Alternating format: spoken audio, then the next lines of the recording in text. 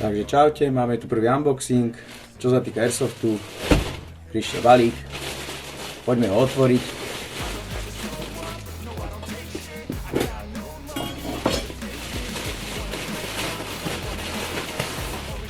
Máme preč. Takže to je parádne zabalené.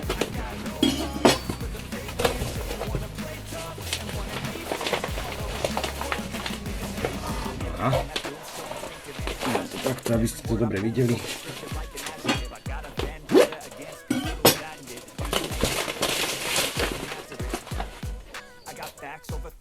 Army Armarant, čo to asi bude.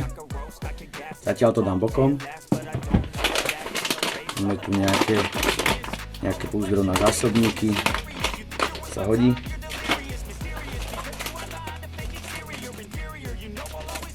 Našívka musí byť.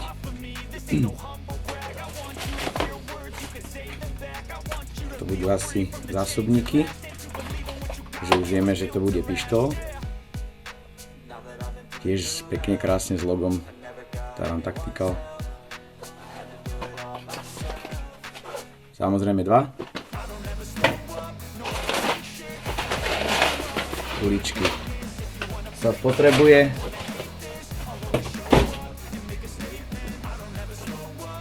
Poďme na to, čo tu teda máme.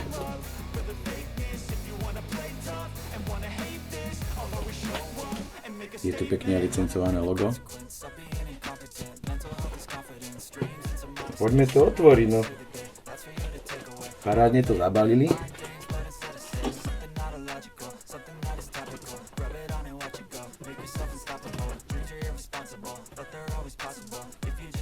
Sám som zvedavý.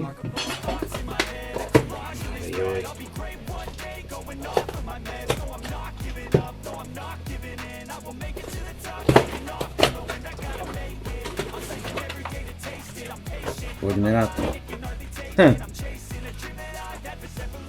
Strelecký terč, nejaký návod, nejaký manuál. Kartička. Návod.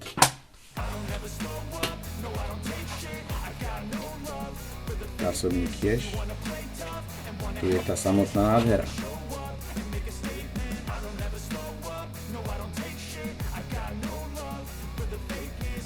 Vidím už na prvý pohľad, že povrch je dosť taký drsný. Sa to dobre držalo. Zbranie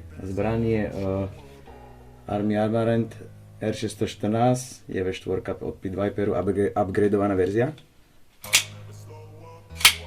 Wow.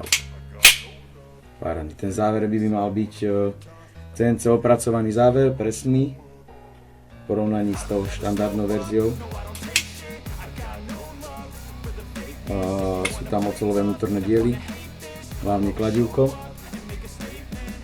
ktoré dostane zabrať, to je jasné.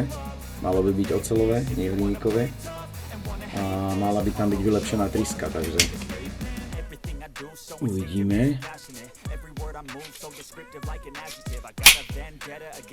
Záver vyzerá, že ide presne, že sa nezasekáva. Takže potom tu máme svetlovodivé mieridla, aby sme lepšie namierili. Keďže máme na konci kompenzátor, táto časť.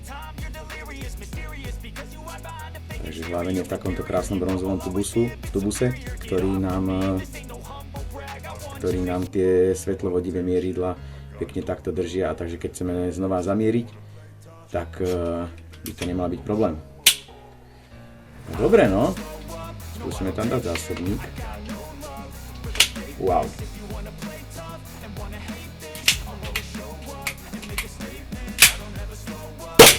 Opa.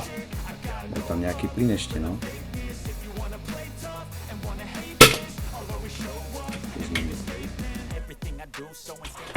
Môžeme vyskúšať, dať tam green gas, čo to spraví.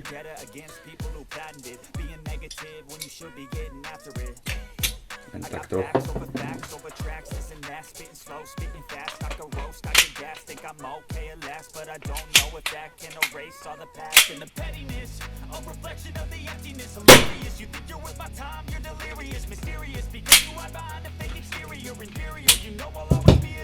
Takže tak, máme tu upgradeovanú verziu, oceľové vnútorné diely, presná hlaveň 603 z nerezovej ocele, vylepšená tryska, tesnenie odolné voči chladu, CNC opracovaný záver, oceľové kladívko, čo tam ešte je? Píšu vraj úsťovú rýchlosť 320 až 350 fps, záleží od veľkosti, od váhy guličiek. Dĺžka vnútornej hlavne od klasickej štandardnej verzie je trochu skrátená, má v úvodzovkách len 100 mm, ale 603 mm je tam hlaveň. Samozrejme, že mala by byť presnejšia a celková hmotnosť by mala byť približne nejakých 1000 gramov, ale ako ten pocit v ruke je parádny, fakt. Táto časť je dosť taká drsnejšia, takže sa to bude sa to dobre držať, takže som zvedavý, aké to bude v hre. Polymérová rukoveď, aby som nezabudol povedať, z akého to je materiálu. A samozrejme tuto máme rizlištu, prípravu na nejaké svetlo alebo nejaký kolimátor, niečo. Náhradné diely tu kľudne zoženiete, keby ste chceli ako klasická high-capa, čo má napríklad Tokyo Mari, tam to zoženiete, takže uvidíme.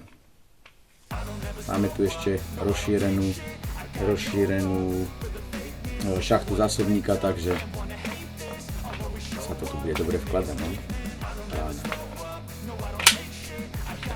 Paráda, no už len vyskúšať. A uvidíme, aká bude v boji. Takže tak.